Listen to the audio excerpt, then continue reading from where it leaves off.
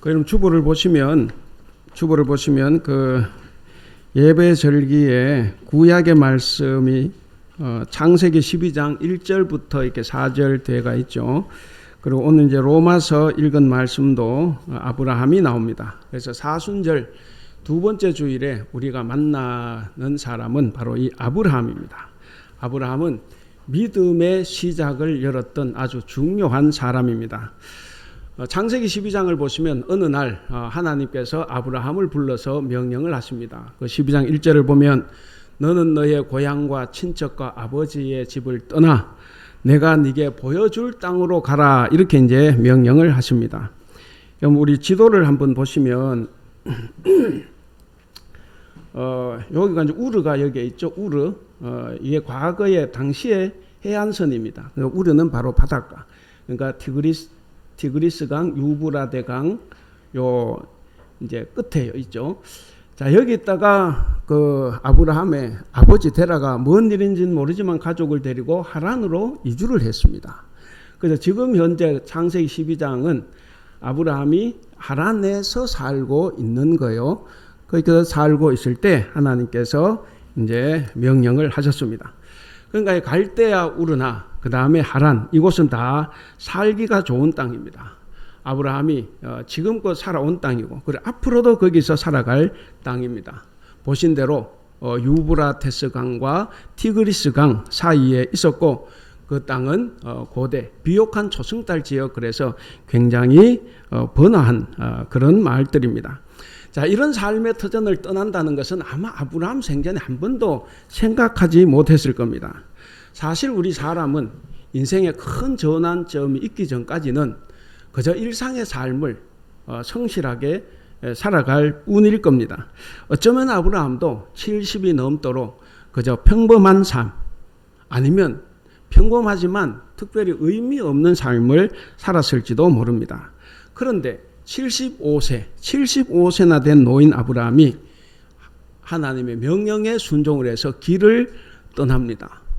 여러분, 제가 중학교, 고등학교 때만 해도요, 제가 촌에서 살았지 않습니까? 다른 동네 지나가면 반드시 그 동네 지나갈 때 붙들려서 맞아요. 그리고 우리 동네를 누가 지나가도 반드시 붙들어서 팹니다. 저는 그런 짓 안 했어요. 저는 맞기만 했지 때린 적은 없는데, 그러니까 우리 어렸을 때만 해도 다 그렇게 사는 거예요. 근데 고대 세계를 생각해 보세요. 이게 4,000년 전 세계면, 여러분, 이게 고향을 떠난다는 말이 우리가 지금 대만 나오는 것하고 차원이 다른 문제예요. 고향을 떠난다, 부족을 떠난다는 것은 내 생명을 내놓는 겁니다. 생명을 담보받지 못하는 삶입니다. 자, 그런데 이 아브라함이 하나님의 명령에 즉시 순종해서 하란을 떠납니다. 그러니까 하란에 있으면 얼마나 안락한 삶입니까? 그리고 데라와 아브라함은 정말 부자로 살았어요. 그렇기 때문에 아주 편안하게 잘 살았는데, 그런데 그 안락한 삶을 접고 떠나면 굉장히 위험할 수도 있습니다. 그런데 위험할지도 모르는 그 미지의 땅으로 간다? 어떻게 그렇게 갈 수가 있습니까? 그것은 내 운명을, 자기 삶을 전적으로 하나님께 맡기겠다는 겁니다. 그 맡기지 못하면 절대로 떠날 수가 없습니다. 하나님은 고향에서의 안락한 삶을 버리고 이 집을 떠나면 그때 내가 너에게 복을 주겠다 하는 말씀입니다. 사실 우리나라 사람들은 특별히 어느 테두리, 진영에 잘 갇혀 있습니다. 그래서 각자가 다 보면 테두리와 진영을 벗어나지 못하고 오히려 거기에 늘 포로가 되어 살아가는 것이 아닌가, 이런 생각도 해봅니다. 그래서 우리는 성차별, 종교차별, 지역차별, 지역감정, 진영 논리, 혹은 제 식구 감싸기, 그러다가 내로남불, 그러면서 유전무죄, 무전유죄 그럽니다. 그런데 요즘엔 또 그게 응용이 됐죠. 뭡니까? 유검무죄, 무검유죄, 유검무죄. 똑같이 이야기했습니까? 여러분 잘 알죠? 예. 어쨌든 이제 그런 삶을 살아갑니다. 검찰 권력이 있으면 무죄지만 검찰 권력이 없으면 유죄가 되는 거예요. 자, 우리가 이런 것을 보면 성경의 예언자들이 강력하게 외쳤던 사회 정의를 찾아볼 수가 없습니다. 여러분, 그렇기 때문에 우리는 떠나야만 합니다. 떠나야 정의로운 나라가 되고 떠나야 행복한 사회가 될 수 있습니다. 이것이 바로 떠나는 자에게 주시는 하나님의 놀라운 복입니다. 떠날 때 정의가 오고 떠날 때 행복이 온다 하는 말씀입니다. 그래서 떠나면 복 받는다 할 때 이 복은 절대로 물질의 복이 아닙니다. 건강의 복도 아니고 권력의 복도 아닙니다. 오히려 여러분 고향을 떠나면 훨씬 더 고통스러운 고난스러운 삶이 다가올 것입니다. 아브라함도 떠나서 바로 창세기 12장을 보면 가나안 땅에 들어서 바로 어떤 일이 벌어집니까? 기근이 생겨서 먹고 살기가 힘들어서 이집트 땅으로 내려가죠. 그러니까 훨씬 더 어려움이 많습니다. 그런데 아브라함은 그 모든 것을 다 감수하고 오로지 하나님의 말씀에만 의지해서 갈 바를 알지 못하는 그 길을 떠났습니다. 여러분, 당시의 종교 3,500년, 4,000년 전 종교라고 하면 오늘날처럼 갖춰진 종교가 아니겠죠. 그 종교는 원시 종교입니다. 그러니까 원시 종교들은 대체로 풍요와 다산이 신앙의 목표입니다. 오늘날도 고등 종교가 되지 못하면 어떻습니까? 다 풍요와 다산이 목적이에요. 대만도 보면 이렇게 뭐 빨빨하고 빌잖아요. 그거 다 풍요와 다산이죠. 그러니까 그런 것이 목표였던 그 시대에 아브라함은 믿음이 뭔가라는 것을 확실히 보여줬습니다. 아브라함이 보여준 믿음이 뭡니까? 오직 여호와의 말씀을 따라서 풍요와 다산이 보장된 그 고향과 아버지의 집을 떠나서 하나님이 보여주실 그 미지의 땅으로 떠나는 것이었습니다. 그래서 아브라함이 믿음의 조상이 된 겁니다. 여러분, 우리는 저도 마찬가지 눈에 보이는 것 없이는 하나님을 신뢰하지 못합니다. 성경 말씀도 과학이 증명을 해야, 과학적으로 증명이 돼야 믿겠다고 하는 이런 우리의 모습입니다. 그래서 우리가 순간순간 불안하고 염려가 앞서는 그런 우리들과 너무나 다른 모습을 아브라함은 가지고 있었습니다. 여러분, 사람은 누구나 다 변화를 두려워하고 그리고 떠나는 것을 싫어합니다. 그런데 중요한 것은 떠나야만 합니다. 가족을 떠나든 직장을 떠나든 아니면 우리처럼 나라를 떠나든 떠나야 합니다. 여러분, 태초에 하나님께서 이제 사람을 만드시고 처음으로 가정을 창조하셨습니다. 가정을 창조하실 때 행복한 가정이 되는 조건이 있었죠. 뭡니까? 여자가 아니고 남자가 그 부모를 떠나 아내와 연합하는 거예요. 왜? 결혼했으니까 다 알지 않습니까?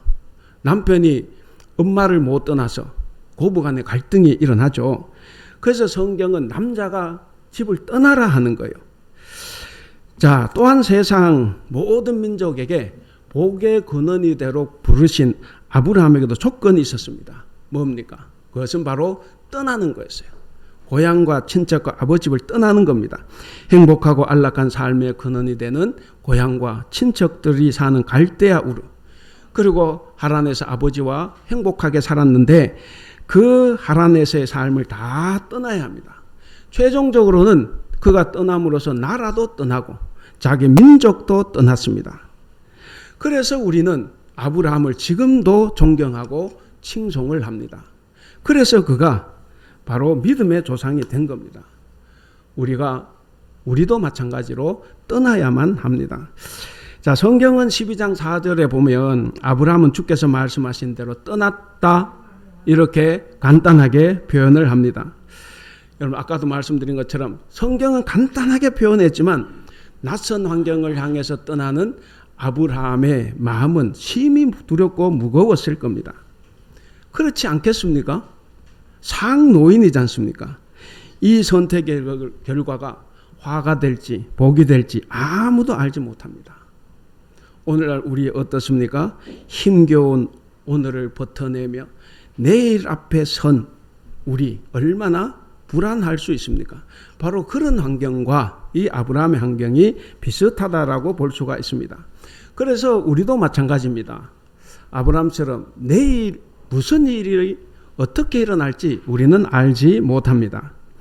그러면 우리가 내일을 생각할 때나 혹은 안전하고 익숙한 오늘을 떠나야 할 때 우리의 상황이 송두리째 뿌리 뽑힐 수도 있습니다. 그런 송두리째 뒤흔들릴 것 같은 그런 낯선 환경 앞에서 우리는 어떻게 믿음과 삶을 지켜낼 수 있을까? 이것을 우리가 오늘 한번 생각하면 좋겠습니다.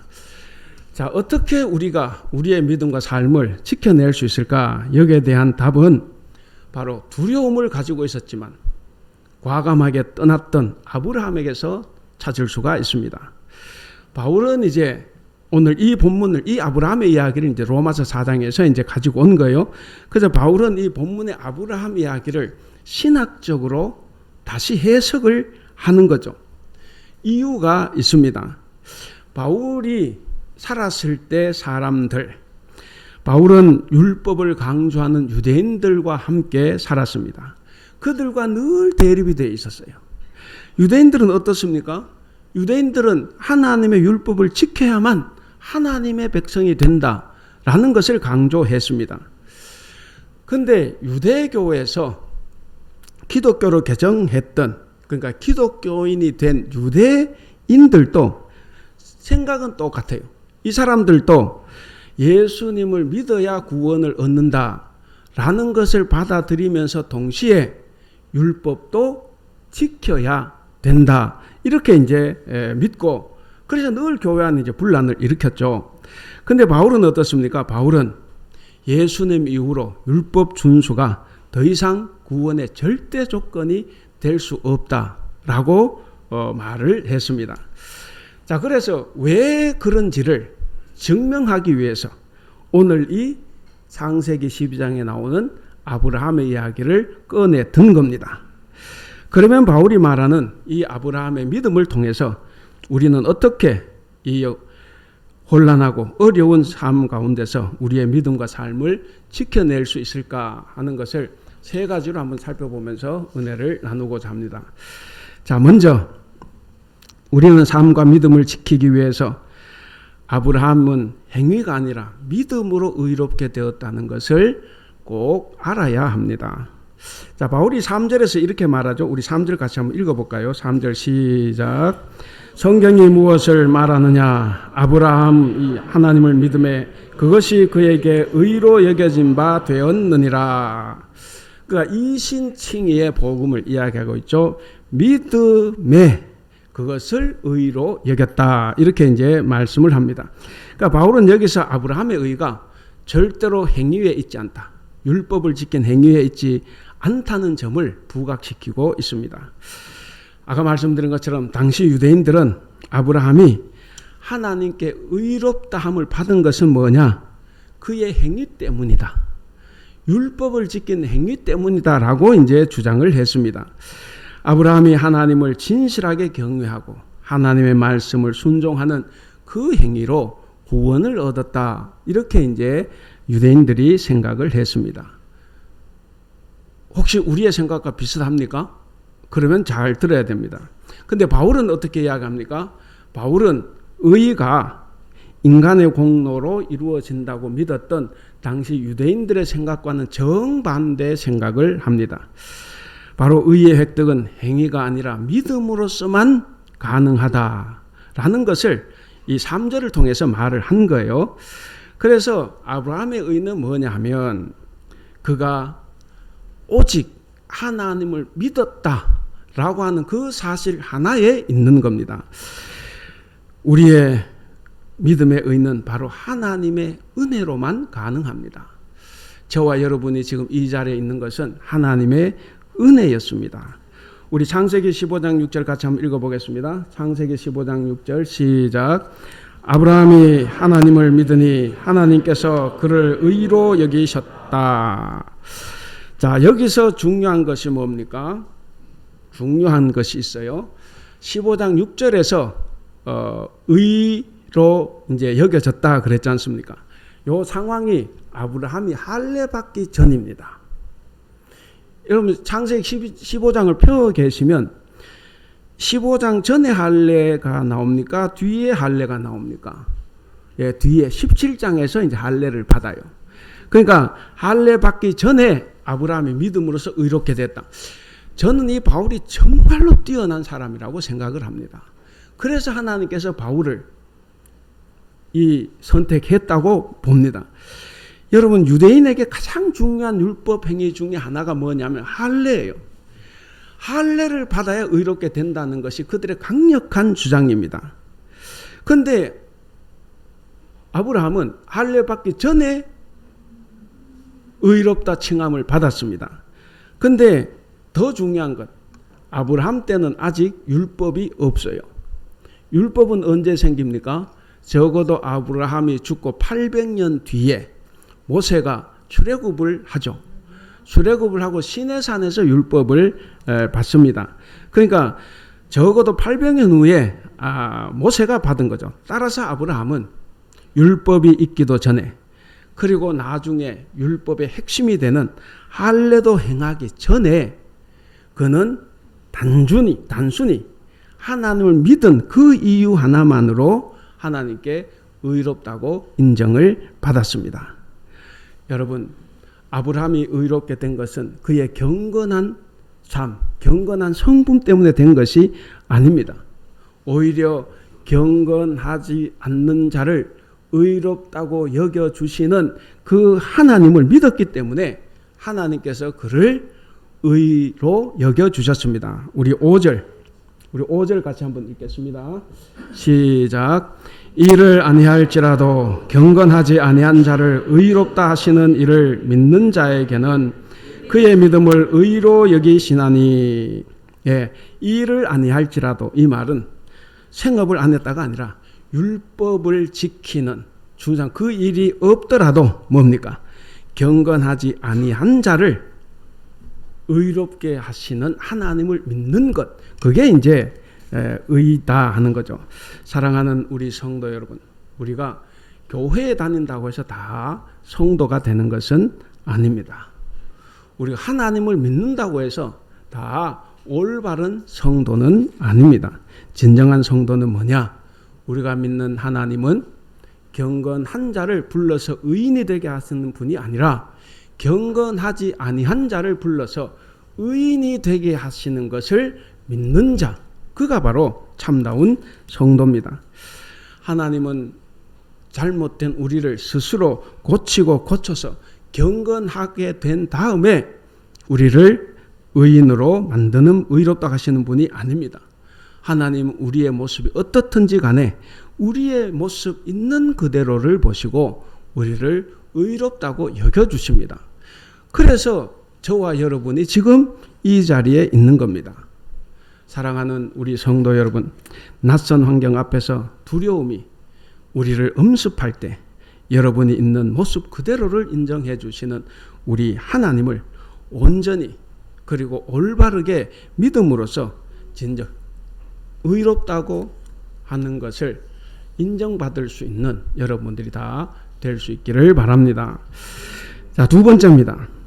두 번째로 우리의 삶과 믿음을 지키기 위해서 오직 믿음으로 의롭게 된 우리 모든 성도들은 어떤 경우에도 사람을 차별하면 안 됩니다. 여러분, 로마서 전체가 그것을 이야기했지만 특별히 오늘 본문 이 4장에서도 바울은 유대인과 이방인 사이에 있는 장벽을 예수 그리스도께서 철폐하셨다라고 주장을 합니다. 우리 16절, 17절 같이 한번 읽어보겠습니다. 시작. 그러므로 상속자가 되는 그것이 은혜에 속하기 위하여 믿음으로 되나니 이는 그 약속을 그 모든 후손에게 굳게 하려 하심이라. 율법에 속한 자에게 뿐만 아니라 아브라함의 믿음에 속한 자에게도 그러하니 아브라함은 우리 모든 사람의 조상이라. 기록된 바 내가 너를 많은 민족의 조상으로 세웠다 하심과 같으니 그가 믿은 바 하나님은 죽은 자를 살리시며 없는 것을 있는 것으로 부르시는 이시니라. 자, 여기서 16절을 보겠습니다. 이 16절에 가장 중요한 것은 요거예요. 아브라함은 우리 모든 사람의 조상이다. 요게 밑줄을 쳐야 됩니다. 그 다음 17절 보겠습니다. 17절에서 중요한 것은 내가 너를 많은 민족의 조상으로 세웠다. 여기입니다. 그러니까 뭡니까? 바울은 장차 아브라함의 혈통의 후손인 이스라엘 백성들뿐만 아니라 모든 민족이 다 차별 없이 하나님 나라를 이룬다고 지금 말하고 있습니다. 여러분, 그리스도 안에 나타난 하나님의 의는 모든 믿는 자에게 차별 없이 주어진다는 것을 우리가 꼭 기억해야 합니다. 여러분, 신명기 1장 17절 말씀 한번 읽어볼까요? 신명기 1장 17절 시작. 재판은 하나님께 속한 것인즉 너희는 재판할 때에 외모를 보지 말고 귀천을 차별 없이 듣고 사람의 낯을 두려워하지 말 것이며. 쉽지만 더 쉬운 우리 표준세번역으로 같이 읽어보겠습니다. 시작. 재판은 하나님께 속한 것이니 재판을 할 때는 어느 한쪽 말만을 들으면 안 돼요. 말할 기회는 세력 있는 사람에게나 없는 사람에게나 똑같이 주어야 하오. 어떤 사람 앞에서도 두려워하지 마시오. 재판하는 사람 누구를 두려워하면 안 되죠. 부자의 뇌물을 받거나 권력자들로부터 압력을 받아서 그들에게 유리한 재판을 한다고 하면 이것은 사람을 차별하는 중대한 범죄입니다. 이런 차별 때문에 우리 세상이 얼마나 어지럽고 곤란합니까? 그래서 아까 제가 잘 말씀을 못 드렸는데 유검무죄, 무검유죄라고 하는 말이 우리 사회 그래서 나오는 겁니다. 사랑하는 우리 성도 여러분, 성경 군데군데 보면 하나님은 사람을 외모로 판단하지 않는다라는 말씀을 하십니다. 이게 무슨 말씀입니까? 하나님은 유대인이나 이방인이나 할례자나 무할례자나 혹은 힘 있는 자나 힘 없는 자나 부자나 가난한 자나 혹은 자유인이나 종은 물론이고 이방인 야만인과 야만인 중에 야만인인 스구디아인마저도 교회에서는 차별하지 말라는 거예요. 전에 설교할 때 말씀드렸는데 스구디아인은 엄청난 잔인한 야만꾼들입니다. 그런데 그들도 교회에서는 차별하지 말라는 거예요. 그러므로 여러분, 하나님을 제대로 믿는 사람, 바른 믿음을 가진 사람은 절대로 어떤 사람도 차별해서는 안 됩니다. 차별은 내 이웃을 내 몸과 같이 사랑하라고 하신 이 중차대한 최고의 법을 어기는 범죄 행위입니다. 그래서 여러분 다시 부탁을 합니다. 절대로 사람을 차별하는 모임에는 가지 마세요. 차별은 마지막 날에 하나님께서 하십니다. 우리가 하는 게 아니에요. 왜냐하면 여러분 우리를 생각해 보세요. 여러분 자신을 생각해 보세요. 하나님께서도 우리를 먼저 차별 없이 불러준 거예요. 만약에 우리를 차별했다고 하면 제가 이 자리에 있을 수가 없습니다. 하나님은 우리를 이렇게 차별 없이 불러주시고 차별 없이 아브라함의 자손으로 삼아주셨습니다. 그렇기 때문에 오직 하나님의 은혜로 차별 없이 주어진 이 믿음의 의를 소유한 우리도 차별 없이 이웃을 내 몸과 같이 사랑해야 합니다. 꼭 기억할 수 있기를 바랍니다. 마지막 세 번째입니다. 마지막으로 우리의 삶과 믿음을 지키기 위해서 우리는 아브라함처럼 계산하지 않는 믿음을 가져야 합니다. 아브라함이 하나님께서 75세 또 제가 중고등학교 때까지만 해도 60이 되면 노인이죠. 그래서 회갑잔치를 막 크게 했지 않습니까? 제가 60이에요. 그 회갑잔치는 웃기지 않습니까? 이게 정말 웃기는 일이거든. 근데 3,500년, 4,000년 전에는 뭡니까? 이게 상노인이죠. 75세면. 근데 이런 노인에게 떠나라, 가라 라고 명령을 하셨는데 그 명령에 순종해서 아브라함은 75년 동안 익숙했던 삶을 버리고 떠났습니다. 그와 마찬가지로 우리 하나님께서는 오늘 우리에게도 떠나라고 명령하십니다. 익숙한 믿음으로부터 떠나라고 말씀하십니다. 이 정도면 됐겠지 하는 이런 안일한 익숙한 신앙생활에서 떠나라고 말씀하십니다. 또 세상이 주는 온갖 안락함과 익숙한 삶으로부터 떠나라라고 말씀하십니다. 우리가 가지고 있는 고집과 편견, 아집, 그 생각, 내가 가진 신앙, 그것마저도 다 떠나라고 말씀하십니다. 사랑하는 우리 성도 여러분, 하나님의 말씀을 인간의 생각으로 판단하고 계산하면 답이 나오질 않습니다. 그래서 우리가 뭔가 큰 결단, 신앙적인 결단을 할 때는 나의 생각, 인간의 생각을 내려놓고 내 뜻, 우리의 뜻, 자기 뜻을 하나님의 뜻에 맞춰야 합니다. 이것을 이제 신앙의 조율이라고 말할 수가 있습니다. 신앙의 조율을 할 때 내 생각과 내 고집을 반드시 내려놔야만 합니다. 내려놓지 않으면 조율 안 되는 거예요. 그래서 우리 한국의 개신교회는 그래서 박 터지게 싸우다가 세월 다 가는 겁니다. 우리 서로 앞뒤자로 인사를 하겠습니다. 자, 웃으면서 인사하겠습니다. 우리의 삶을 하나님의 말씀으로 조율합시다. 예, 우리의 삶을 하나님의 말씀으로 조율해야 합니다. 조율되지 않는 삶은 자기 음색을 제대로 내지 못하는 악기와 같습니다. 제 아무리 훌륭한 연주자라도 이 악기가 조율이 되어 있지 않으면 좋은 연주를 할 수 없어요. 우리 최성진 집사님 정말 잘 하시지 않습니까? 근데 반주 이게 잘 못하면 좀 힘들잖아요. 저보다는 그래도 더 잘 하시지만 이게 반주자가 이렇게 잘 못하고 반주자는 잘하는데 조율이 안 되어 있으면 그거 이제 최상의 소리를 낼 수가 없는 거예요. 마찬가지입니다. 그래서 조율되지 않는 악기가 좋은 연주를 할 수 없는 것처럼 그래서 우리도 하나님의 말씀으로 늘상 조율을 해야 합니다. 그리고 조율을 한 번 했다고 해서 다 되는 게 아니에요. 그 피아노도 제가 사무실 1년에 두세 차례 조율을 해요.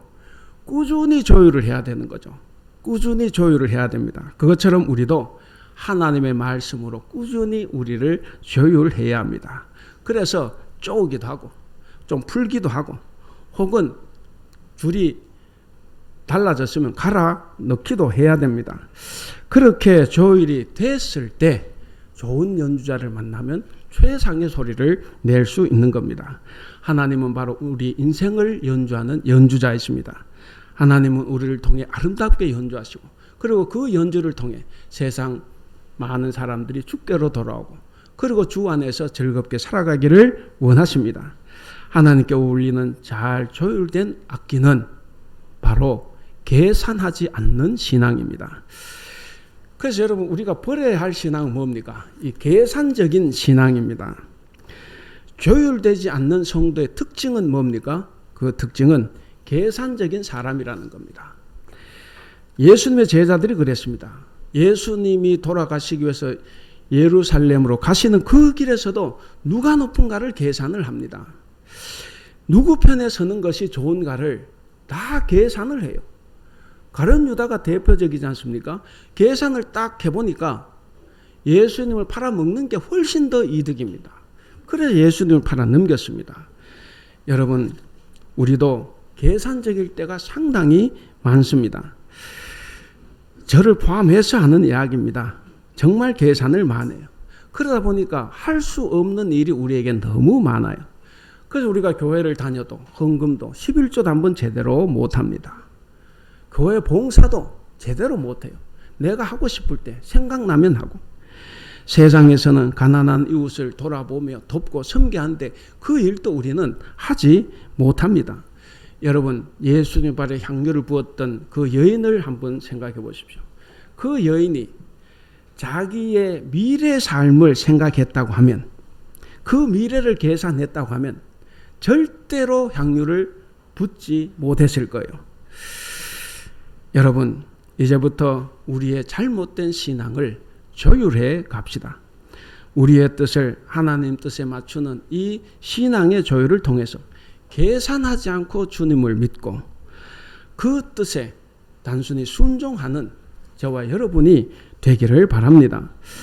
그래서 낯선 환경 앞에서 하나님의 말씀을 따라 믿음으로 그 길을 떠났던 이 75세 노인 아브라함처럼 우리도 낯선 환경 앞에서 믿음과 삶을 지켜낼 수 있기를 바랍니다. 자, 이제 말씀을 맺겠습니다. 우리가 하나님 앞에서 우리의 공로로 구원을 받고 우리의 업적으로 의롭다함을 인정을 받으려고 하는 것은 마치 태양이 내리쬐는 정오에 내가 손전등 하나 들고 세상을 밝게 했으니 내게 그에 응당한 보상을 해주세요 라는 말과 같다는 것입니다. 여러분, 하나님은 손전등을 켜고 보상을 해달라는 것을 원하는 것이 아니라 우리에게 원하는 것은 단 한 가지입니다. 바로 믿음이에요. 믿음만 요구를 하십니다. 자기 공로나 율법의 행위가 아니라 오직 믿음으로 의롭다함을 얻은 아브라함처럼 우리도 내 공로, 내 업적이 아니라 오직 믿음으로 의롭다함을 받는 것, 이것만 우리에게 필요합니다. 하나님은 그런 은혜를 저와 여러분에게 다 주셨는데 어떻게 여러분 받았다고 생각하십니까? 우리 살다 보면 왜 저런 은혜를 나는 안 주시지 이렇게 생각하지만 근데 하나님께서는 다 주셨습니다. 근데 우리가 욕심이 너무 커요. 하나님의 생각을 뛰어넘는 우리의 어떤 생각이 있습니다. 그리고 내 힘으로 하면 더 잘 될 것 같은 그런 생각도 있어요. 그래서 하나님의 은혜를 거부하고 있을 뿐입니다. 오늘 설교 제목 뭡니까? 같이 한번 읽어보겠습니다. 시작. 그리스도인 계산하지 않고 믿는 사람. 사랑하는 우리 성도 여러분, 여러분은 어떤 태도로 인생을 살고 어떤 방식으로 우리 주님을 믿고 계십니까? 우리 인생을 성경 말씀으로 정말 조율 한번 하고 그리고 그 조율을 꾸준히 계속할 수 있기를 바랍니다. 그래서 믿음으로 의롭게 된 우리가 이제부터는 계산하지 말고 하나님의 약속을 그저 단순하게 믿으며 살아가야 합니다. 계산을 너무 하다가 머리만 아파요. 저도 계산할 때 머리가 제일 아픕니다. 그래서 계산하지 말고 정말 하나님의 뜻대로 살아가면 얼마나 더 좋겠습니까? 지금 우리는 3년 코로나 이후에 일상을 회복하기 위해서 열심히 노력하고 그 과정 속에 있습니다. 그렇기 때문에 더더욱 우리를 도우시려고 지금 우리 곁에, 내 곁에 계시는 하나님을 바라볼 수 있어야 합니다. 그래서 이제는 아무것도 염려하지 말고 두려워하지 말고 살아도 괜찮습니다. 75세에 떠났던 아브라함도 있는데 우리도 이제는 염려, 두려움을 다 접어놓고 우리의 모든 삶을 하나님께 맡겨야 합니다. 우리의 내일이 전적으로 주님께 달려있음을 믿고 믿음으로 살아가는, 그래서 믿음으로 승리하는 여러분들이 다 될 수 있기를 우리 주님의 이름으로 축원합니다.